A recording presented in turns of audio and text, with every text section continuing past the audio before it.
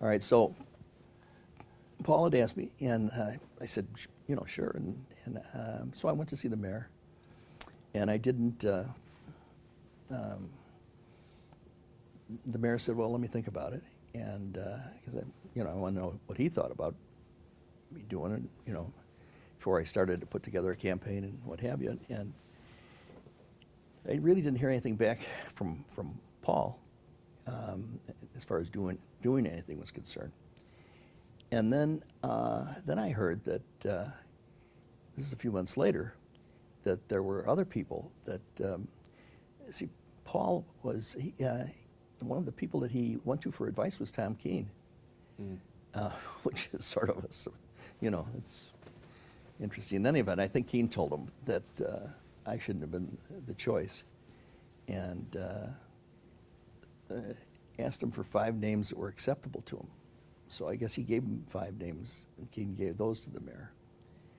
And I think it was probably, it might have been Tom, and it might have been Tom Hines at Phil Rock, and I don't know, 3 other people.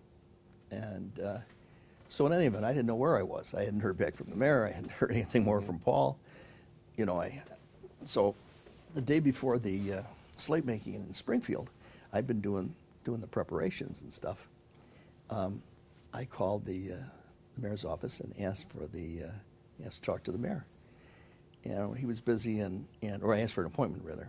And so he was busy, and I said to Kay Spear, I said, could I talk to him for a minute? So she went back, and I said, would you tell him it's really important, because the hearings are tomorrow in Springfield, and I had gone to see him some time ago, and I don't know what he thinks is a good idea or a bad idea or what. So she comes back on the phone. He said he can't talk to you, but he did say to tell you to do what you thought was right. Well, I'd heard that before, And what I'd been doing was I'd been putting this thing together. I put together a packet of material, and Rick Jaskolka was 19. He was a kid in the neighborhood, and someone who went on to become a very famous political consultant. Yeah. Well, this was his first experience. I put the packets together like I did those campaigns for the mayor, so that it looked like $1 million. The biography, the platform, the program that I had, the picture, the whole thing. The press packet looked like it was out of some great agency somewhere. So and Rick helped me, and then we went down to Springfield together. And there's 2 doors going into the Central Committee hearing room. He was the one, I was the other one passing these things out. Well,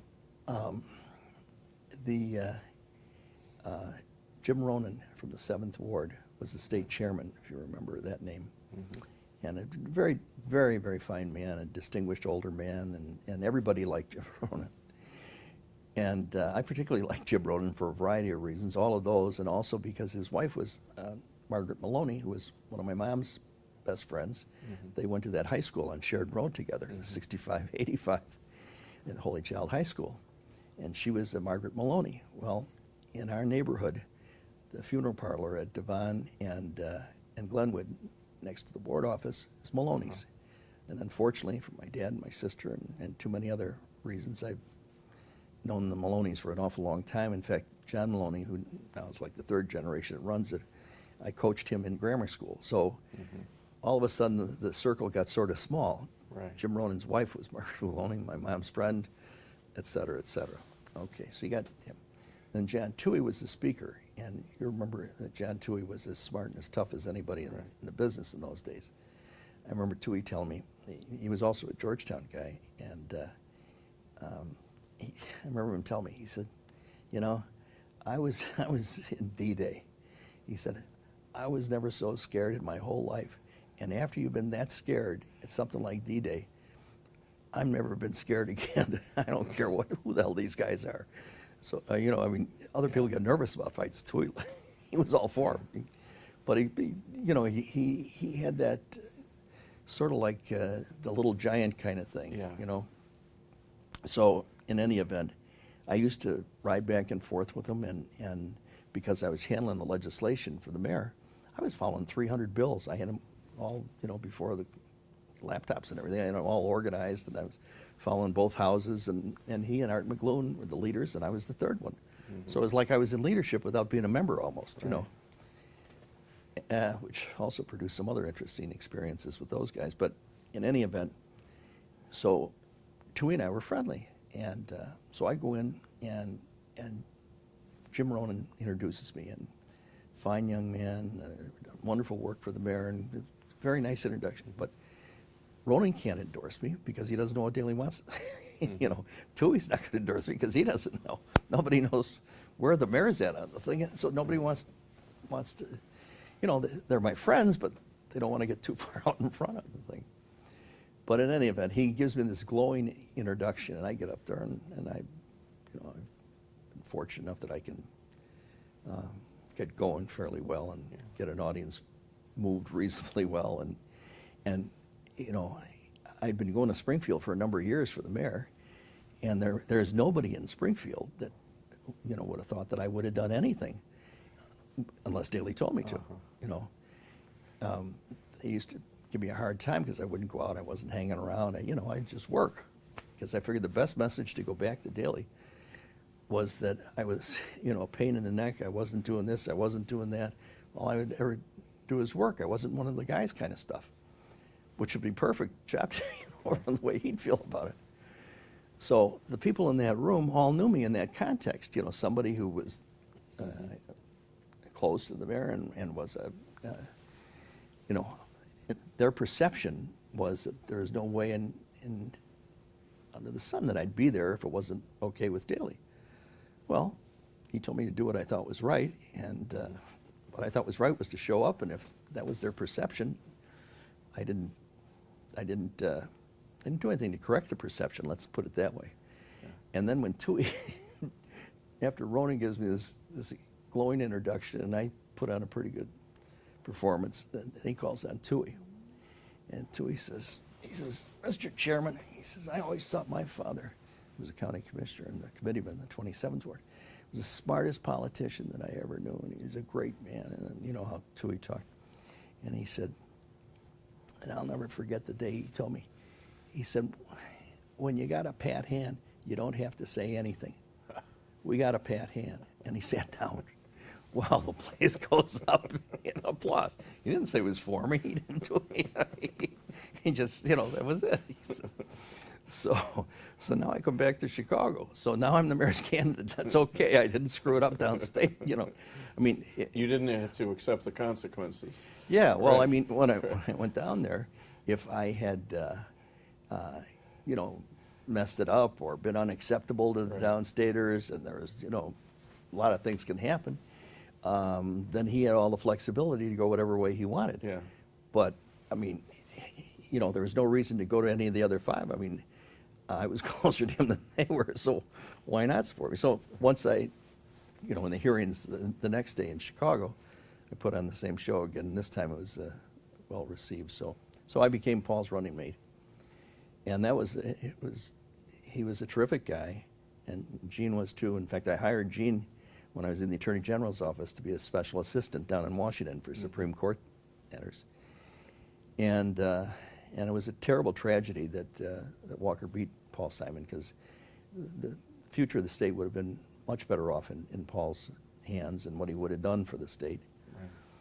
Right. And the system was such that Governor Ogilvie and Paul, the Republican governor, Democrat lieutenant governor, didn't work well. They decided in the 70 Constitution to change that. And unfortunately, instead of changing it the right way, they came up with a bad political compromise where they made it you run separately within the party right. primary.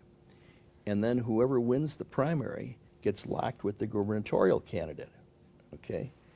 So that time I got locked with Walker. 4 years later, I got locked with Howlett, even though if I was running on my own, right. I could still be there to this day, I think. But in any event, so unfortunately, Walker won. And then I learned a lot from Walker. Walker was a good retail campaigner. I think he was crazy, and you had to. He was a bright enough man, but he was terribly driven, and you had to measure Walker from Washington backwards, which is the thing that people didn't do. They'd see him do something and say, well, that doesn't make any sense, from Springfield. Why would he do that? Or from Chicago's point, why would he do that? Well, they were measuring him the wrong way. You measure him from here backwards, from Washington. Jimmy Carter and he had been in the Naval Academy together, the same class, I think. And if Carter could be president, Walker certainly thought he could be president. So, in any event, he was a great retail campaigner. And the Jeep and the what have you. The walking. Well, yeah, not too much. The walking was more during the primary. There's still some of the walking, but he just was good. He was good at the walking. He was good at the